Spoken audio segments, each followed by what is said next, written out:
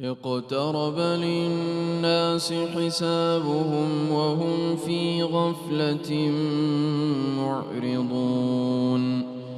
ما يأتيهم من ذكر من ربهم محدث إلا استمعوه وهم يلعبون لاهية قلوبهم وأسروا النجوى الذين ظلموا هل هذا إلا بشر مثلكم أفتأتون السحر وأنتم تبصرون قال ربي يعلم القول في السماء والأرض وهو السميع العليم بل قالوا أضغاث أحلام بل افتراه بل هو شاعر فليأتنا بآية كما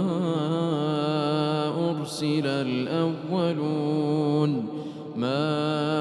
آمنت قبلهم من قرية أهلكناها أفهم يؤمنون وما أرسلنا قبلك إلا رجالا نوحي إليهم فاسألوا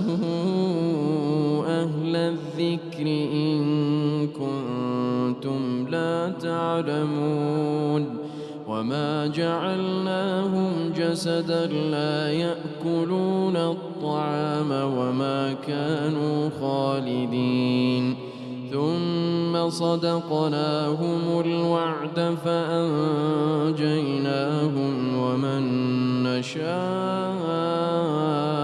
وأهلكنا المسرفين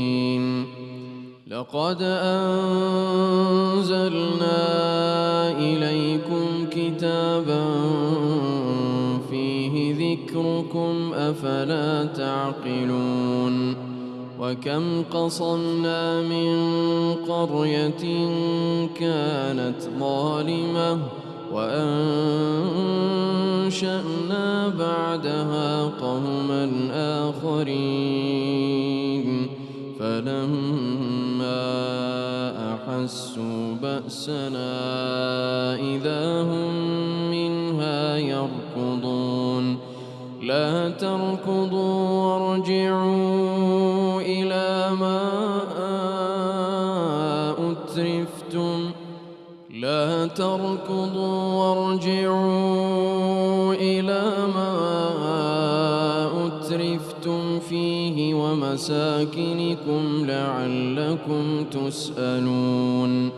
قالوا يا ويلنا إنا كنا ظالمين فما زالت تلك دعواهم حتى جعلناهم حصيدا خامدين وما خلقنا السماء والأرض وما بينهما لاعبين لو أردنا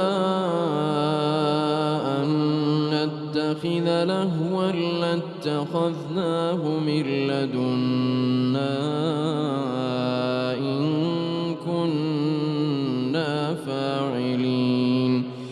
بل نقذف بالحق على الباطل فيدمغه فإذا هو زاهق ولكم الويل مما تصفون وله من